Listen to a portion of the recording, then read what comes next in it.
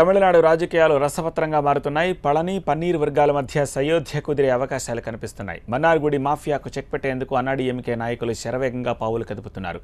పన్నీర్ సెల్వంకు ఆర్థిక, ప్రజా పనుల శాఖలతో సహా డిప్యూటీ సీఎం పదవిచ్చేందుకు సీఎం పళనిస్వామి ఓకే అన్నట్లు తెలుస్తోంది. ఇదే నిజమైతే త్వరలోనే పళని, పన్నీర్ వర్గాల విలీనం ఖాయంగా కనిపిస్తోంది.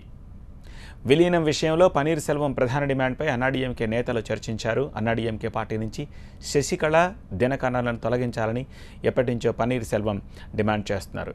ఈ నేపథ్యంలోనే సీఎం పళని వర్గం దినకరన్కు వ్యతిరేకంగా తీర్మానం చేసింది. ఉప ప్రధాన కార్యదర్శిగా దినకరన్ ఎంపిక చెల్లదని ప్రకటించింది.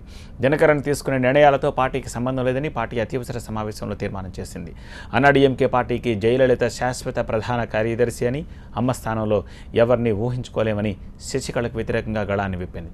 అలాగే పార్టీ నిబంధనల ప్రకారం ప్రధాన కార్యదర్శిగా శశికళ నియామకం ఆ పదవికి కొత్త వారిని ఎన్నుకునే వరకు పరిమితమని ప్రవేశపెట్టిన తీర్మానాన్ని సమావేశంలో ఆమోదించారు. అన్నీ అనుకున్నట్లు జరిగితే ఆగస్టు 15కు ముందే పన్నీర్, పళని వర్గాలు విలీనం జరిగేలా కనిపిస్తోంది. ఈ విషయాన్ని మంత్రి జయకుమార్ స్వయంగా తెలిపారు. అయితే పన్నీర్ సెల్వంకు డిప్యూటీ సీఎం పదవి, ఇతర శాఖల వివరాలపై ఆయన నోరు విప్పలేదు. పన్నీర్ అనుచరులు సెమలై, పాండ్యరాజన్లకు మాత్రం మంత్రి పదవులు ఇచ్చేందుకు అంగీకారం కుదిరినట్లు చెబుతున్నారు. చేయాలి అంటే మంత్రులు సంపత్, విజయభాస్కర్లకు ఎర్తపెట్టాల్సిందే. దీనికి రంగం సిద్ధం చేసినట్లు తెలుస్తోంది. పళనిస్వామి తీసుకున్న చర్యపై దినకరన్కు కౌంటర్ ఇచ్చారు. తనను పార్టీ నుంచి ఎవ్వరూ తొలగించలేరన్నారు. అలా తొలగించే అధికారం ఒక్క శశికళకే ఉందని స్పష్టం చేశారు. పళనిస్వామి తీసుకున్న నిర్ణయాన్ని ప్రతిఘటిస్తామని దినకరన్ తెలిపారు. అంతేకాదు జైల్లో ఉన్న చిన్నమ్మకు పళనిస్వామి తీరుపై ఫిర్యాదు చేస్తామన్నారు. త్వరలో రాష్ట్ర వ్యాప్త పర్యటన చేస్తానని దినకరన్ తెలిపారు.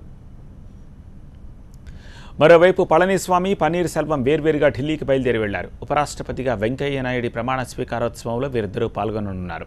అనంతరం ప్రధాని మోదీతో సమావేశం కానున్నారు. తర్వాత ఇరువురు నేతలు కలిసి విలీనానికి సంబంధించి కీలక ప్రకటన చేసే అవకాశం ఉందన్న వార్తలు ఊపందుకున్నాయి.